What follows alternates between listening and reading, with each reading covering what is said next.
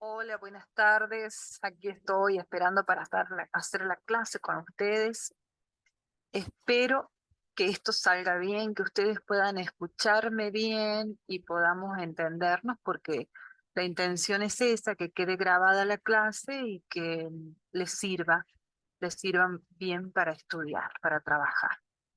Eh, Así que bueno, yo voy a ir compartiendo pantalla para ir trabajando los textos que nos tocaban hoy. Y vamos a empezar a esto. Ya está configurado esto. Disculpen ustedes, pero yo quería configurar. Ya estoy preparada, tengo mi mate, mi termo, los textos que vamos a trabajar. Verán que antes de subir la clase, yo ya les he subido esto al Facebook y un texto con el que quiero que hagamos relación, también lo estoy subiendo. Y bueno, vamos a ir desarrollando el tema.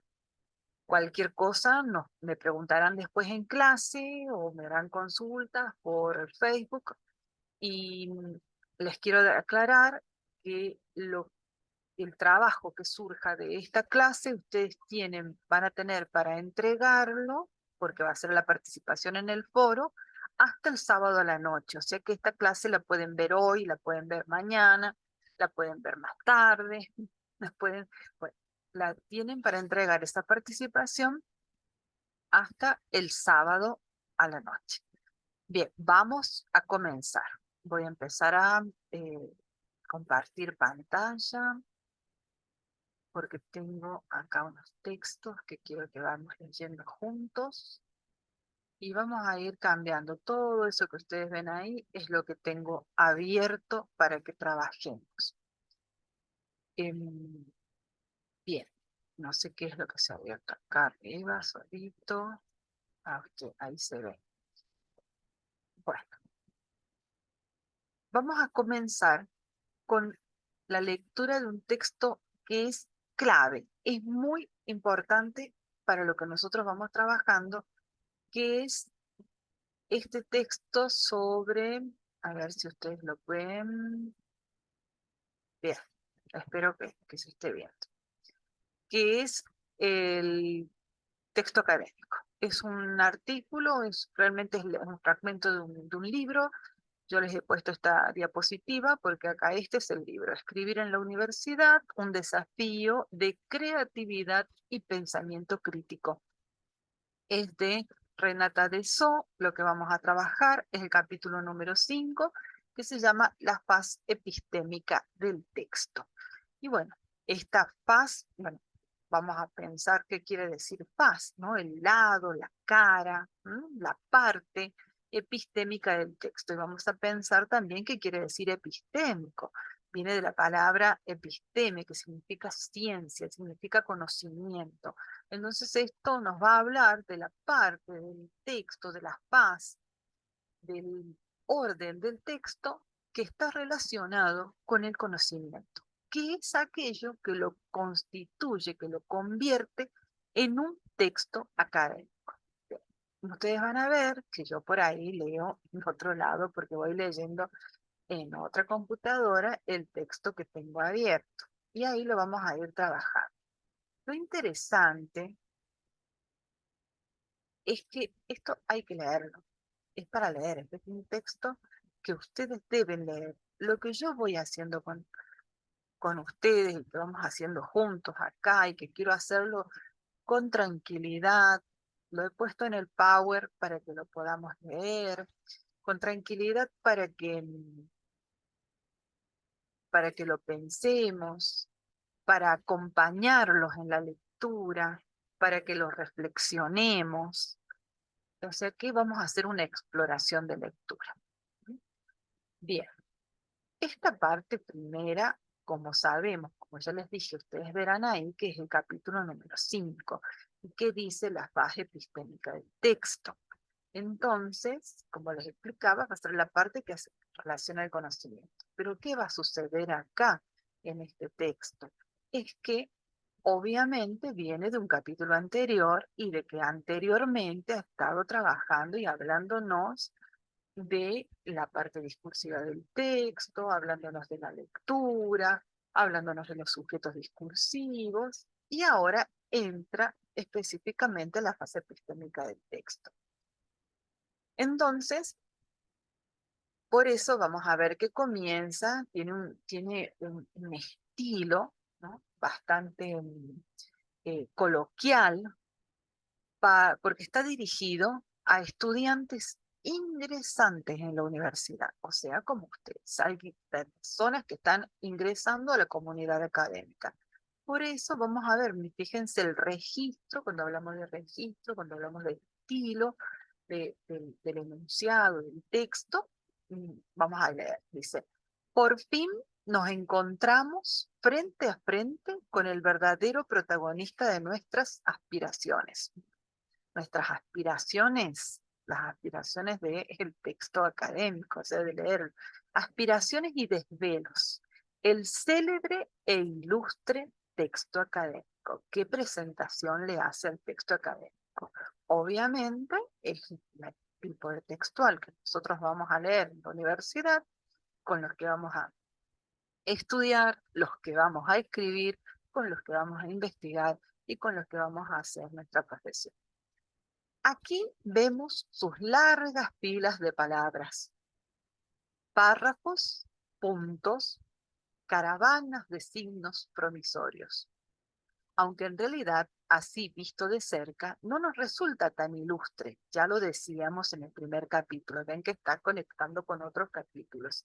Y hasta nos llega a parecer un poco desmañado, con manchas de café en algunas hojas, incluso al acercarnos más, notamos que el mismo texto duda, titubea, se le vuelcan casi algunas oraciones. Nos parece ahora que más que arribar a tierra firme, ya que alentábamos esa ilusión, hemos llegado a un suelo de arena movediza, como pronto veremos.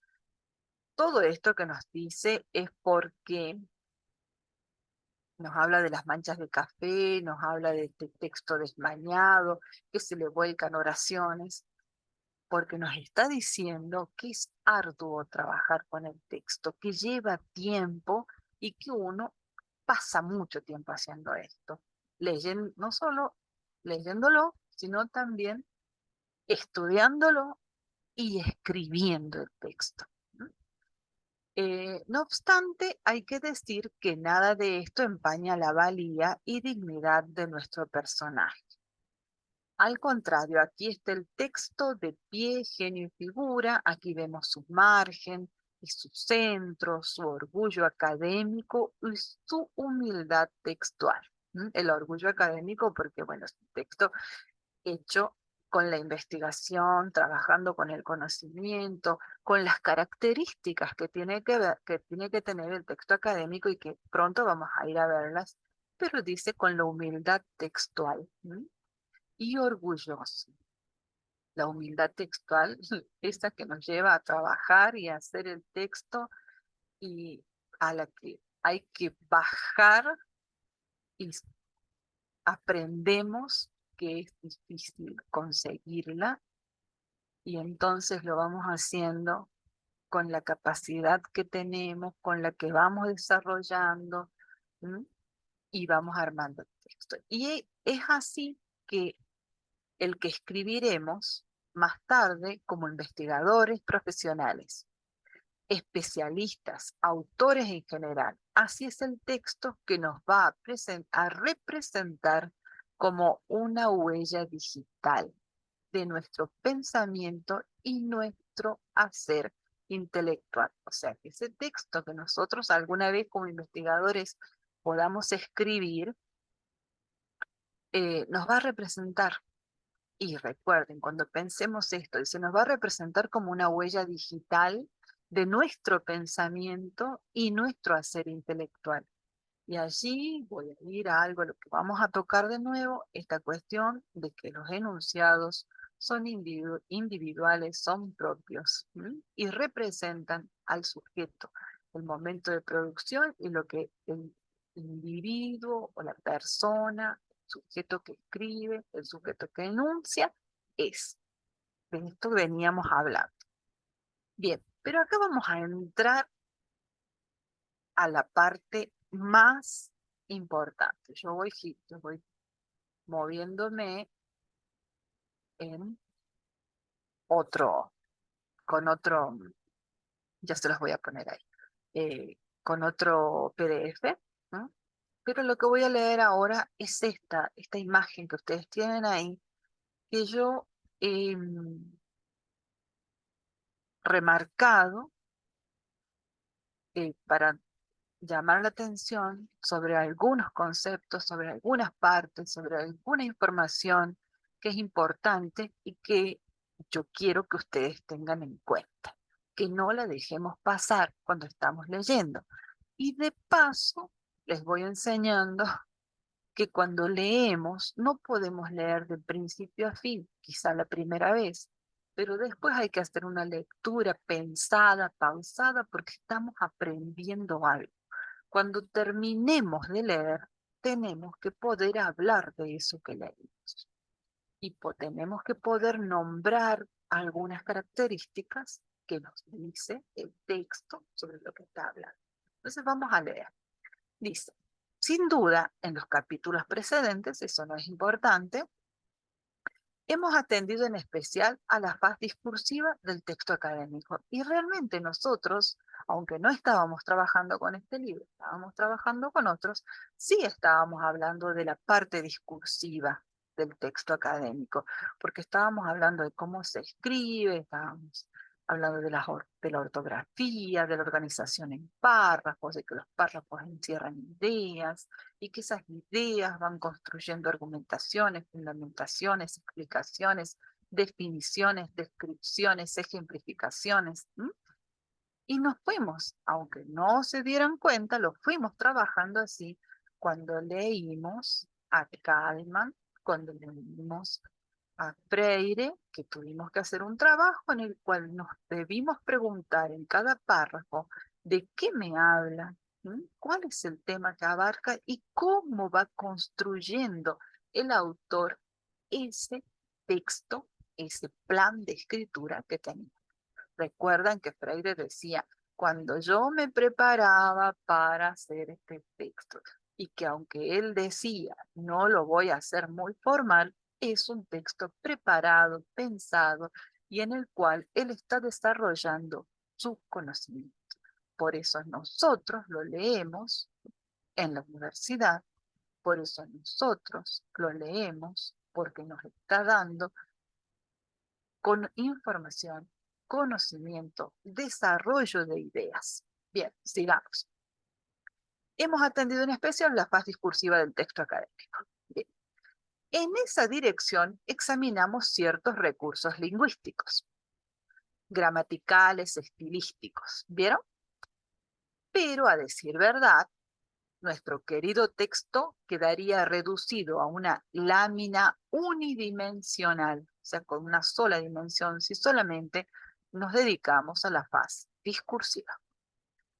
Si solo considerásemos este lado escrito de su trama, porque del otro lado puede apreciarse cómo, con luz solar, su clara faz epistémica, la faz científica, la faz que hace al conocimiento. Espero que me estén escuchando bien. Lamentablemente no tengo yo la respuesta, pero lo voy a saber cuando me escuche a mí misma antes de subirles esto. Espero que esté bien, así no tengo que hacer 2 veces la clase, porque nunca sale 2 veces igual. Bien, la fase epistémica dice su franco enlace con alguna forma de conocimiento. ¿M? La palabra episteme, ciencia, conocimiento. Viene del griego. Por eso dice, esa es la parte del texto que está relacionada con el conocimiento. Voluntad de saber y deseo de comunicar. Eso también irradia el texto. O sea, el texto epistémico, en su fase epistémica, está relacionada con el conocimiento. Ese conocimiento está relacionado con la voluntad de saber, de conocer, y el deseo de comunicar. Hemos hablado de esto. El conocimiento no sirve si no lo podemos comunicar. Ayer hablábamos en clase de que la humanidad avanza porque puede comunicar los conocimientos que va adquiriendo. ¿Mm? Bien. Por cierto, no nos referiremos exclusivamente al conocimiento científico, riguroso, sistemático. Ya acá me está dando unas características del conocimiento científico. Dice que no nos vamos a referir solamente al conocimiento científico, que el conocimiento científico es riguroso y sistemático. Ya nos ha dado dos características. Nuestro texto, o sea, este que estamos leyendo, podrá expresar también este o el texto que hagamos como texto académico, podrá expresar también un pensamiento reflexivo, especulativo, un pensamiento de reflexión en el cual pienso, relaciono las ideas, ¿m? Y especulativo, en el cual se hacen hipótesis, se sacan supuestos, se hacen opiniones, ¿m? Tesis, e incluso introspectivo. El pensamiento, o sea, el conocimiento que sale de un pensamiento introspectivo, que es volver hacia adentro y repensar y conocerse y analizarse en los conocimientos que uno tiene, en las vivencias que uno tiene, y de ese pensamiento introspectivo también puede salir un conocimiento. Una interpretación estrictamente personal. O sea que en los textos académicos podemos trabajar estas dos cosas. Siempre, ahora esto lo subrayé con, bueno, acá en este caso con verde, porque lo otro estaba resaltado, pero acá para que tengamos en cuenta, siempre su objeto, claro está, sea relevante dentro de alguna disciplina para determinada comunidad de saber. O sea, cuando estos textos y esta forma de trabajar el conocimiento de modo introspectivo, personal, reflexivo, especulativo, va a ser relevante. Cuando este objeto sea relevante dentro de alguna disciplina, o sea, de alguna disciplina del conocimiento, para determinada comunidad de saber. ¿Mm? Allí podríamos pensar en la psicología, podríamos pensar en la sociología, y fíjense que ahí nos va a decir, en todo caso, el texto, si ha de ser académico, ofrecerá suficiente fundamento, justificación respecto de las afirmaciones que sostiene. Nos está dando otras características del texto académico. El texto académico debe tener fundamentación, ¿sí? Debe, eh, y justificación de lo que afirma, de lo que dice. Tiene que haber una validación de ese conocimiento que se dice tener, una forma de justificarlo, de fundamentarlo, de explicarlo, de decir de dónde proviene, cuál es el proceso que nos ha llevado a decir que hemos obtenido ese conocimiento. Porque no se puede decir que algo es tal cosa o funciona de tal modo solamente porque se nos ocurre. No como meras bocanadas de discurso. ¿Mm? Miren la expresión que usan. No podemos hablar como dentro de un texto académico solo como quien larga el discurso. Dice como meras bocanadas de discurso. Lo que se me ocurrió decir porque se me ocurrió, porque lo escuché, porque lo pensé solo, pero no lo reflexioné, no lo contrasté, no averigüé, no me fijé en otros textos, en otros eh, instrumentos, si eso que estaba pensando yo tenía alguna validez, alguna fuente, si podía ser comprobado. Bien. enfaticémoslo, dice, sino como pruebas epistémicas consistentes, ¿no? Lo que vamos a escribir, lo que vamos a poner en el texto académico, tiene que ser con pruebas epistémicas consistentes, ¿no? Bien, diríamos, no sé si esta parte está acá, no, a ver si vamos a pasar, creo que tengo una diapositiva más. Ahora les voy a compartir, porque sí quiero leerlo, el texto con ustedes. Voy a dejar de compartir esto y les voy a compartir el,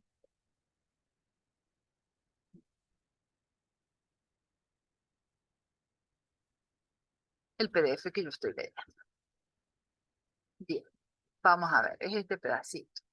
Diríamos en síntesis que la trama del texto académico, que en la trama del texto académico se estrechan amistosamente estas dos manos poderosas. Fíjense, ¿cuáles son las dos manos poderosas que dentro del texto académico se estrechan? El lenguaje y el conocimiento. Dice, intentaremos en este capítulo transmitir a los futuros autores.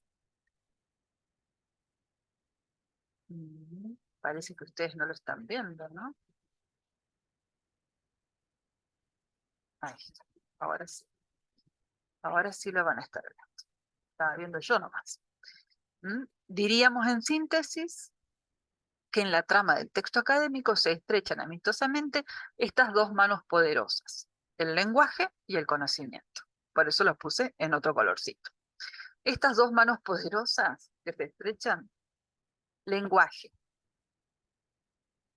cómo se maneja el discurso, cómo se maneja el lenguaje dentro del texto. Y ahí es cuando vamos y yo les digo, tienen que escribir en párrafos, tienen que organizar las ideas en los párrafos. No podemos tener faltas de ortografía. Si está mal la redacción y no se entiende la idea que quieren expresar, hay que volver a escribir. Y eso no está mal porque siempre se vuelve a escribir, se reescribe para escribir bien lo que queremos decir, para que otro lo pueda entender. No solamente yo, sino que aquellos que lo lean puedan entender. Uno escribe bien cuando el otro puede entender lo que dice, lo que ha querido expresar, ¿no? Eso con respecto al lenguaje y con respecto al conocimiento, todo lo que leímos recién y vamos a seguir leyendo. Conocimiento fundamentado, justificado, con pruebas epistémicas consistentes. ¿Cómo vamos a lograr eso? Ya lo vamos a ver. Bueno, el texto académico como género. Decíamos recién que el texto académico se vincula con alguna forma de conocimiento. Siempre se vincula con alguna forma de conocimiento. Decimos texto académico relacionado texto que implica conocimiento. Aclaremos los términos. Cuando hablamos de conocimiento nos referimos a la relación determinada, cognoscitiva, que se establece entre un sujeto y un objeto. En líneas muy generales, las relaciones de conocimiento se efectúan cuando el sujeto consigue a través de distintos medios, materiales o mentales, definir las propiedades centrales de ese objeto y explicar por qué causas o bajo qué condiciones el objeto es como es. Pensemos, como objeto aquello que es exterior al hombre y que al hombre y a los seres humanos y que lo quiere conocer. La matemática, la lengua, la historia, cómo funciona el universo, cómo se reproducen los seres humanos, cómo vive y qué características tiene un animal en cierto ecosistema, cómo funciona un virus, cómo se desarrolla una bacteria, cómo se estudia eso, eso es lo que está afuera. No se lo puede definir, lo puede caracterizar, lo puede explicar, y dice bajo qué causas y bajo qué condiciones el objeto es como es. ¿Está entendido esto? Esa es una relación de conocimiento entre los seres humanos y aquello que necesitamos conocer. Sí, casi todo es externo nuestro o es parte nuestro. Por ejemplo, el cuerpo humano también, visto desde el punto de vista de la medicina, es el objeto de estudio. Y bueno, y desde otras disciplinas también. Cómo funciona el corazón, eh, sus partes, la circulación. Bueno, eso tiene que ver con el conocimiento.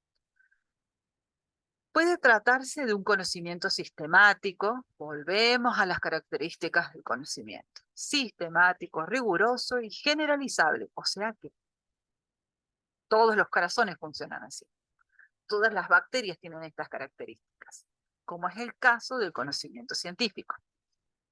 Todos los microorganismos tienen estas características generales y después cada uno diferente puede tener diferentes eh, funciones o características o que los discriminan de otros, pero que en general hay una característica general, hay un conocimiento generalizado. Eh, pero también puede tratarse de un conocimiento no tan riguroso, mire, no dice no riguroso, no tan riguroso, ni tan generalizable como es el caso de ciertas reflexiones especulativas propias de las disciplinas humanísticas. ¿Mm? Las reflexiones especulativas propias de las disciplinas humanísticas. ¿Por qué? Porque lo que tiene que ver con las disciplinas humanísticas no puede ser medido, no puede ser pesado, medido en un laboratorio. No puede ser repetido y generalizado para todos igual, en total. Entonces se dice, en tales casos es posible que funcione así. ¿Mm? Eh, entonces, como en el caso de ciertas reflexiones especulativas propias de las disciplinas humanas. Ahora, si el sujeto intenta darle forma textual a ese conocimiento, por ejemplo, a través de la formulación de una teoría, recurrirá probablemente a alguna forma de texto académico. Para eso está el texto académico. Para poder comunicar a ese conocimiento. Y miren lo que dice acá. Darle forma textual. Porque podemos conocer, pero eso después hay que poner por escrito. Podemos decirlo, existe la oralidad, existe siempre la oralidad, pero nos comunicamos porque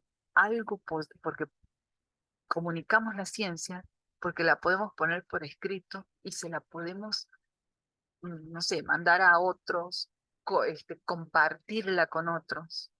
Y así la ciencia va cambiando, va moviéndose, el conocimiento eh, se va modificando o acrecentando o reformulando. Por ejemplo, a través de la formulación de una teoría recurrirá probablemente a alguna forma de texto académico. No lo puse, pero iba a trabajar las formas de textos académicos. Vamos a ver. Hay entonces, por una parte, una práctica cognoscitiva, es una práctica del conocimiento, en la que el sujeto epistémico, el sujeto del conocimiento, se relaciona de manera investigativa o reflexiona con su objeto de conocimiento. ¿Cómo me relaciono? Investigándolo o pensando ese conocimiento. Bien.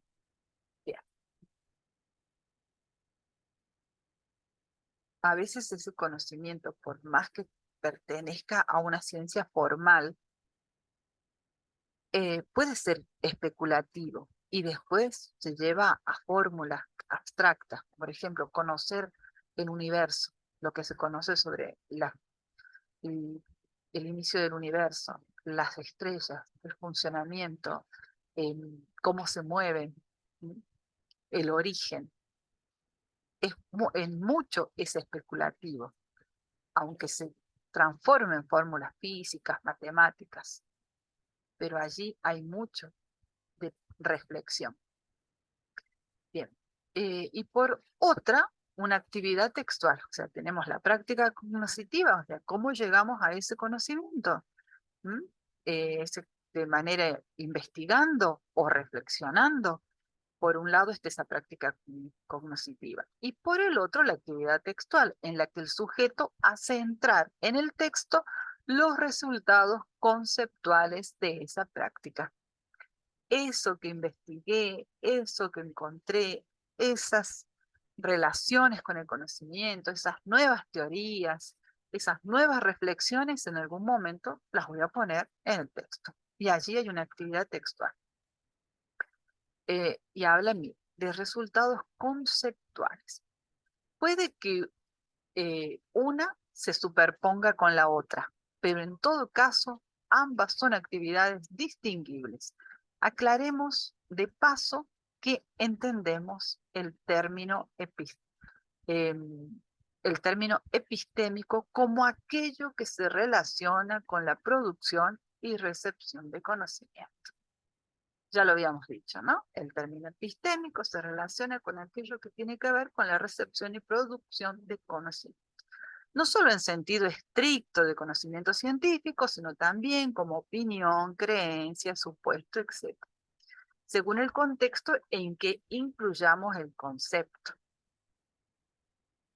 Si estamos hablando de disciplinas en las cuales pueden medir, sopesar, llevar a laboratorios los objetos de estudio, no podemos hablar de creencia. En cambio, en disciplinas en las que los objetos de estudio no se pueden llevar al laboratorio, allí podemos hablar más de especulación, de reflexión, de opinión, de supuesto.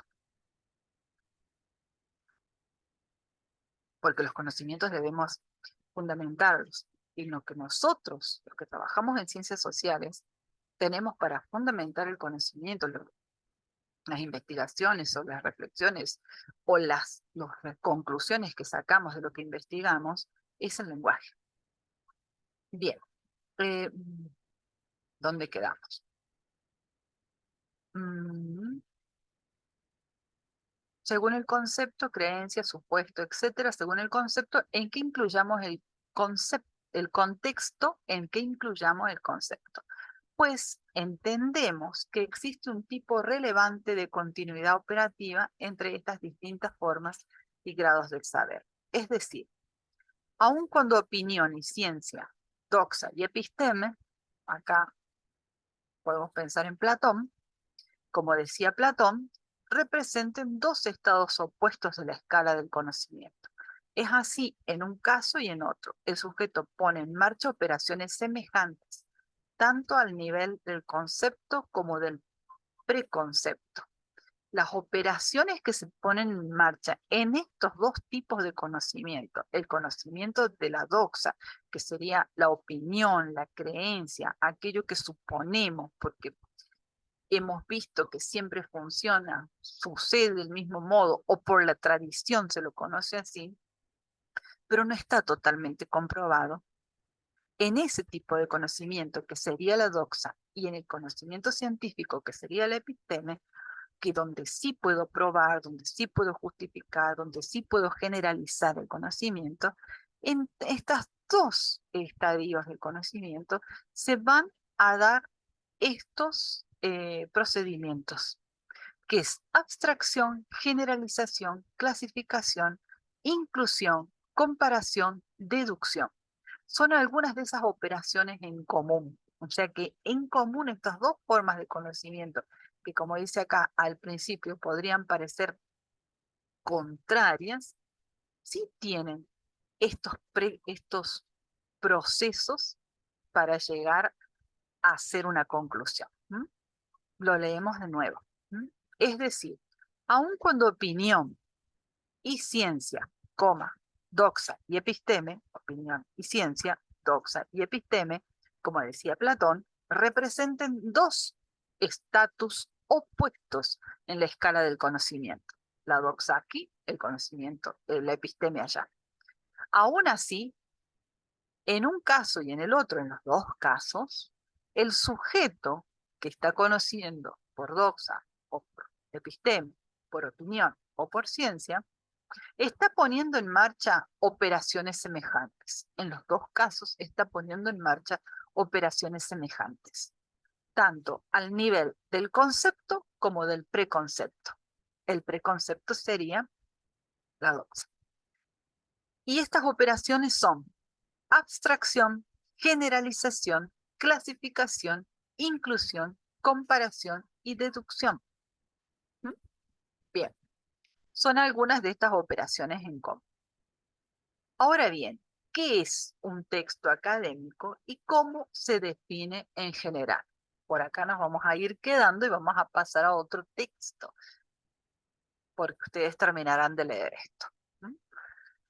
En principio, como decíamos, un texto académico es un cuerpo de enunciados. Obvio, esto que estamos leyendo es un texto académico, es un cuerpo, o sea, un conjunto, un grupo, un- una recolección de enunciados que expresa el resultado de una actividad cognoscitiva, una actividad cognoscitiva en torno a cierto objeto de estudio. Vuelve a decirnos que el texto académico siempre va a estar en relación con el conocimiento que se ha producido por una actividad cognoscitiva. ¿En torno a qué? A un objeto. Algo hemos aprendido. Nuestro objeto de estudio en este momento es el texto académico. ¿Mm? Y ustedes, después, cuando hagan el trabajo, van a poner en texto el resultado de la actividad cognitiva que pusieron en práctica cuando estábamos estudiando el texto académico. Bien. Una investigación experimental, miren, un trabajo de campo, una reflexión crítica, que es quizá lo que nosotros vamos a hacer cuando hagamos el foro, una reseña técnica, un análisis comparativo, una propuesta interpretativa, todas ellas pueden considerarse actividades cognitivas. ¿Mm? El requisito es que los resultados de estas actividades, tal como son formulados en el texto, ofrezcan fundamentos y razones. ¿No? Esto es lo importante. Ofrezcan fundamentos y razones que a veces resalto. Bien, es importante eso. ¿Mm? El requisito para considerarse actividades cognitivas es que los resultados de estas actividades, tales como son formulados en el texto, ofrezcan fundamentos y razones que respalden su valor teórico y conceptual. Hay que decir también que el destinatario natural del texto académico suele ser una determinada comunidad institucional de conocimiento denominada también comunidad académica. ¿Quiénes son los destinatarios? ¿Mm? La comunidad académica. En este caso, como esto es un texto de estudio, pero es un texto académico, los destinatarios son ustedes, que son ya parte de la comunidad académica. La universidad, por ejemplo, lo vamos a remarcar con otro colorcito, puede ser, no sé si mm, si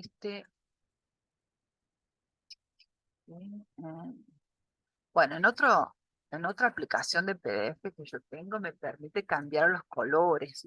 Entonces, subrayo unos con amarillo, otros con verde, otros con azul. Este todavía no me lo sé. Estoy acostumbrada al otro.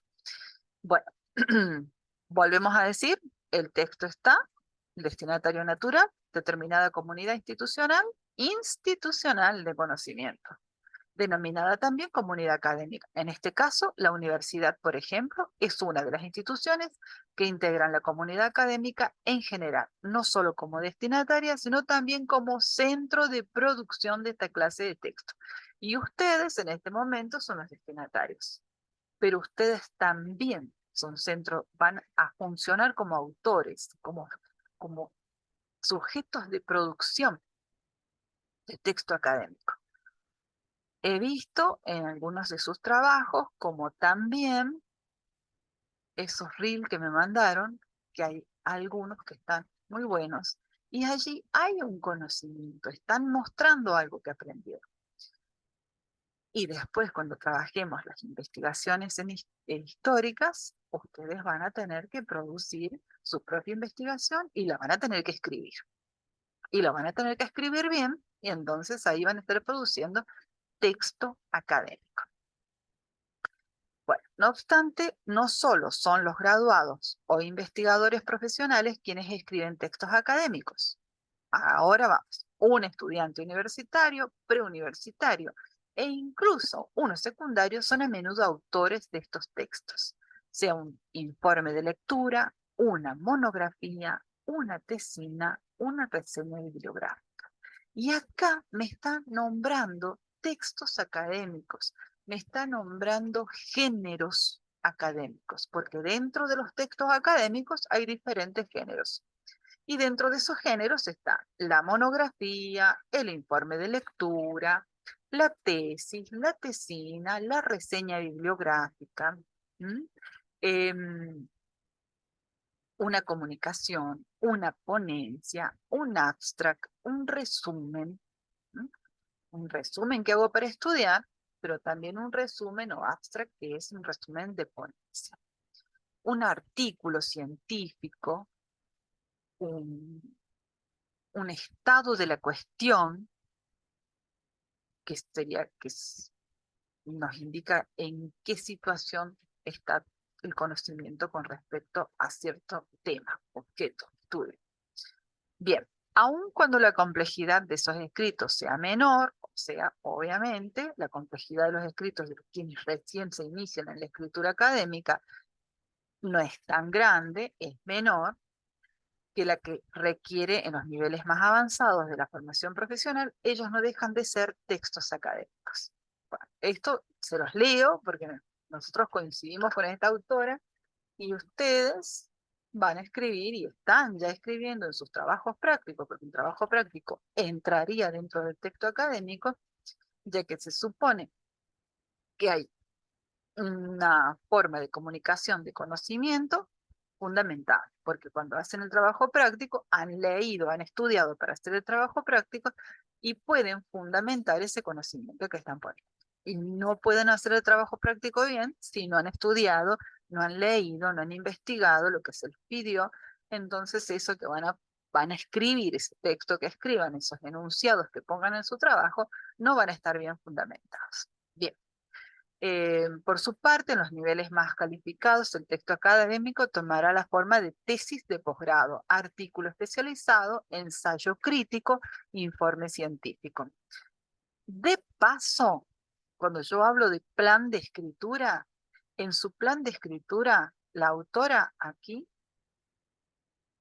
no solo nos habló del texto académico, nos dijo qué es un texto académico, nos dio las características del texto académico, nos dijo a quién está dirigido el texto académico, nos dijo quiénes pueden producir texto académico, nos habló de las comunidades académicas, ¿no? También, de paso, nos nombró los géneros académicos y nombró varios.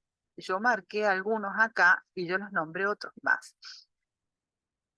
Aprovecho para que lo remarquemos y lo podamos ver.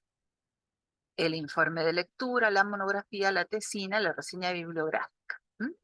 El parcial, el trabajo práctico y aquí les va a dar otros. Miren, eh, tesis de posgrado o tesis de grado, podemos decir también, artículo especializado, ensayo crítico, también podemos hablar de un ensayo en general, el informe científico y yo les voy a decir otros más. La ponencia, que ya lo dije, el resumen de ponencia, la reseña de un libro, Bueno, por cierto, no se exigen al texto los mismos parámetros de rigurosidad en los distintos niveles, pero los requisitos textuales y compositivos en lo fundamental son semejantes. Por ejemplo, una monografía de grado frente a una tesis de posgrado requerirá un tipo de investigación menos exhaustiva en cuanto al manejo de fuentes y documentación. Nos está diciendo otra cosa. Se manejan fuentes y documentación. Y sí, porque necesito fundamentar, contrastar el conocimiento.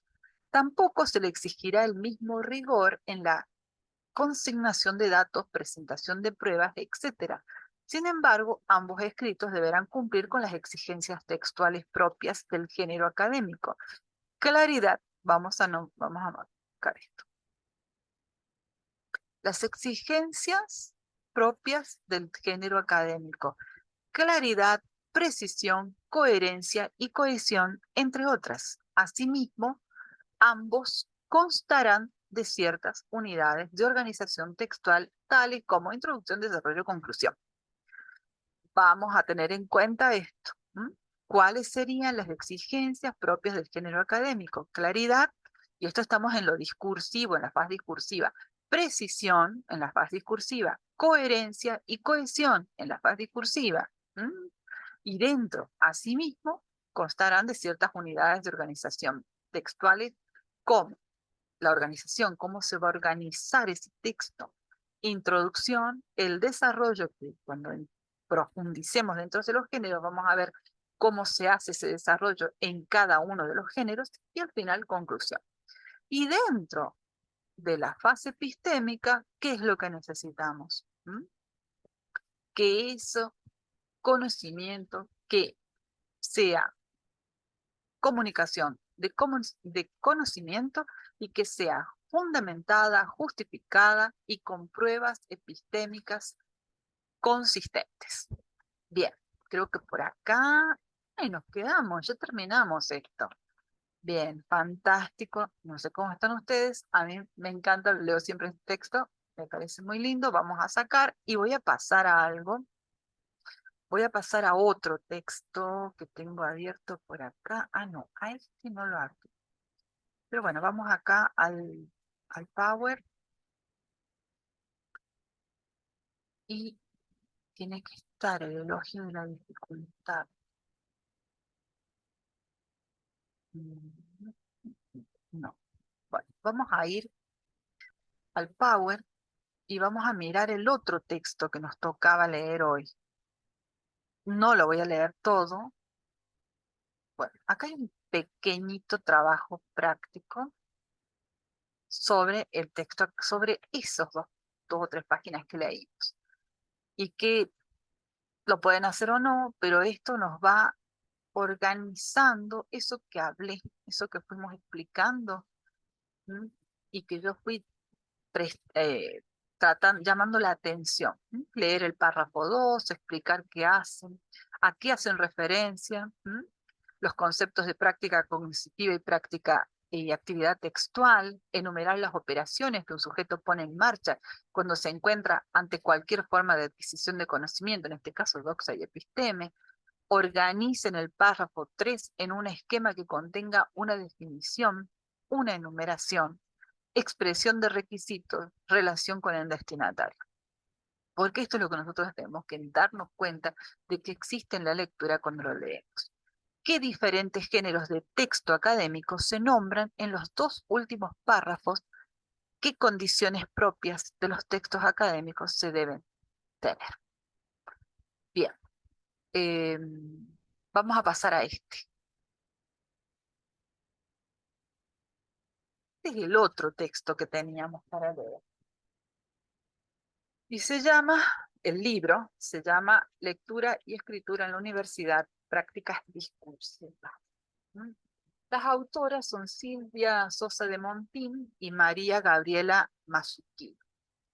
Es un texto que yo lo elegí porque nos va a reforzar lo que veníamos trabajando de géneros discursivos. Y ya el género discursivo llevado al texto académico. Bien, vamos a pasar. Al principio ya voy a leer. tampoco es el inicio del texto, también es un capítulo, también es un recorte. El recorte que pensamos que era más pertinente para lo que estamos trabajando, lo que estamos leyendo, el momento de la clase en que estamos. Y miren lo que dice, o sea que nos vuelve a traer a Bakhtin. Según el filólogo ruso Mikhail Bakhtin, 1982, el lenguaje es una práctica social que se utiliza en ámbitos diversos y con diversas funciones. El lenguaje se expresa mediante enunciados. ¿Se acuerdan que el lenguaje se participa de la vida mediante los enunciados y la vida participa del lenguaje a través de los enunciados? Se expresa mediante enunciados cuyo sentido reside no solo en las palabras que lo componen, sino que depende también de factores externos. O sea, el sentido del enunciado no solo reside en las palabras, sino también de los factores externos. Esta era la razón que nos llevaba a poder interpretar, leer los enunciados y encontrarnos con el contexto y con el momento de producción.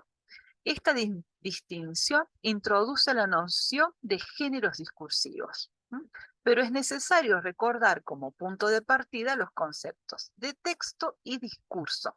Ella nos va a introducir en estos de lo que veníamos ya hablando, en algún momento lo conversamos, la noción de texto y discurso. Yo quiero comentarles que, aunque Bakhtin habló de enunciados, el concepto de texto no, el nombre de texto, el concepto de texto estaba implícito en su teoría, pero no estaba como nombre. El nombre de texto va a ser dado después por otros autores de la escuela francesa, y ahí vamos a ver cómo. Vamos a ver cómo se relacionan. Pero sí, en la idea de enunciados de Bakhtin estaba el concepto de discurso. Vamos a ver esto. ¿Qué nos dice sobre discurso y texto? Acá lo tengo. Lo debo tener abierto ahí también. Los términos discurso y texto son polisémicos, o sea que pueden tener muchos sentidos. A veces se usan como sinónimos, a veces digo discurso y digo texto y estoy diciendo lo mismo. No es exactamente lo mismo, pero a veces se usan como sinónimos. Y otras se separan conceptualmente por el contenido diferente que les asignan los lingüistas. Sin entrar en una separación exhaustiva, es necesario situar el problema de la definición de esos términos porque en esta obra estableceremos una diferencia entre texto y discurso a partir de una perspectiva analítica. Aunque en ocasiones vocablos serán utilizados con la misma, las consignas como intercambiables. Sí, a veces las van a poner en las consignas, porque este es un libro que trae consignas, como, como texto y discurso y usándolos como sinónimos. Entre las perspectivas para estudiar el lenguaje, gran parte de este libro retoma los aportes teóricos efectuados por la teoría de la enunciación, que es con lo que nosotros también estábamos trabajando. Teoría para el análisis del discurso y a partir de las cuales debemos revisar nuestros conceptos previos. Vamos a ver qué nos dice. Estos conceptos previos nosotros ya los tenemos, porque nosotros veníamos trabajando, venimos hablando de esto. Estas últimas dos clases hemos hablado de esto. Disculpen, yo lo busco acá, que tengo el PDF mío, el otro PDF abierto. La enunciación significa poner en funcionamiento la lengua por un acto individual de utilización. O sea, la lengua, no la lengua de la boca, no el órgano, sino la lengua como lenguaje, la lengua que hablamos. Cuando enunciamos, la estamos poniendo en funcionamiento. Para saludar, para agradecer, para despedirnos, para expresarnos, para defendernos, para lo que hagamos con la lengua en ese momento y con esos enunciados. Eso es poner en funcionamiento la lengua por un acto individual de utilización. Equivale a producir un enunciado. Buenas tardes, ¿cómo están? Espero que todos hayan pasado un buen fin de semana. Estoy poniendo en funcionamiento la lengua para producir un enunciado con el cual los estoy saludando. En este momento estoy poniendo en funcionamiento la lengua, el lenguaje, para hablar con ustedes mientras estoy dando esta clase. Bien, y se debe al locutor o enunciador. El enunciador, o sea, el que produce el enunciado, el que pronuncia el enunciado, que también se puede llamar locutor, el locutos. Quien moviliza la lengua por su cuenta. Lo que moviliza no es la lengua de la boca, lo que moviliza es la lengua que hablamos, la lengua del habla. Bien. Ahí hay una cita. Esta cita es de Benveniste, 1978, y él consta de 2 puntos, una página, 83. Toda enunciación plantea una estructura de diálogo. ¿Sí? Es decir, dos figuras en posición de interlocutores alternativos protagonistas de la enunciación, porque el locutor siempre ubica un destinatario. ¿Se acuerdan que ayer hablábamos de que siempre que se enuncia para un destinatario? Cuando hablábamos de las fotos decíamos, ¿hacia a quién está dirigido? Y el profesor Fernando les decía, a veces los destinatarios de los textos académicos no son los estudiantes, sino que son otros académicos a quienes le están respondiendo. Siempre hay esta cuestión de diálogo. Los destinatarios de mis enunciados en este momento son ustedes, mis estudiantes de la Cátedra de Técnicas de Estudio, a quien les prometí darles esta clase virtual y que espero me estén acompañando. Gracias. Bien, estoy explicando este párrafo por las dudas. No lo entiendo.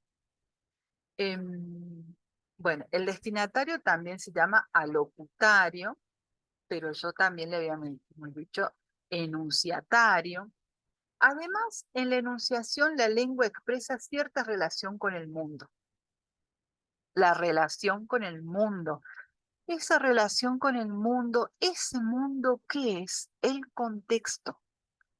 La condición de esta movilización y apropiación de la lengua, la posibilidad de correferir idénticamente entre locutor y colocutor, o sea, enunciador, enunciatario, es la referencia.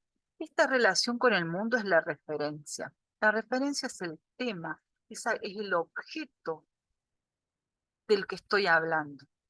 Ayer decíamos, yo digo manzana y a todos les aparece una manzana en la mente, ¿no? Obviamente no físicamente, sino en la mente, el concepto, la idea de manzana o de alguna forma de manzana, una manzana roja, una manzana verde, una manzana como cuadra, una manzana como la manzana que representa a una marca de, de computadoras o de iPhone,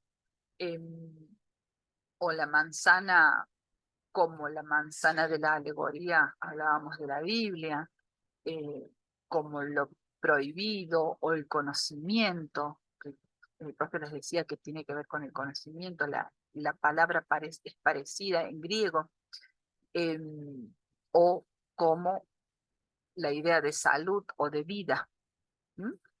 Bien, pero esa es la referencia. Y si digo, me voy a comer una manzana, todos piensan que me voy a comer una manzana, será roja, será verde, será amarilla, pero es una manzana que se puede comer, es un fruto. Esa es la correferencia y que los dos hacen la misma referencia. O sea, los que están pensando, los que están escuchándome, entienden que voy a comer una fruta.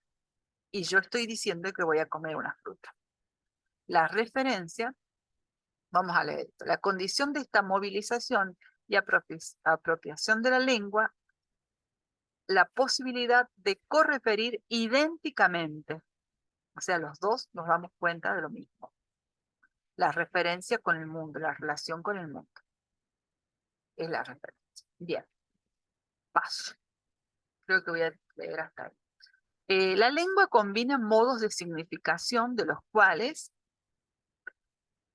interesa aquí el modo semántico. El modo semántico es el modo de significar, de lo que significa. En el orden semántico, dice Benveniste, entramos en el modo específico de la significación que es engendrada por el discurso. Además, lo semántico del discurso debe ser comprendido. De este modo, el autor vincula la noción de discurso con la de lengua productora de sentidos en su teoría.